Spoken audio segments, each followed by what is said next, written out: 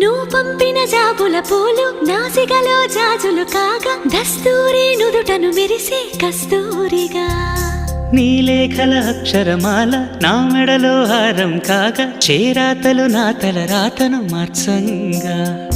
నువ్వు రాసిన ఈ ఉత్తరమే నా మనసుకు అర్థంగా నువ్వు చేసిన ఈ సంతకమే మన ప్రేమకు పసుపు కుంకుమ అర్థంగా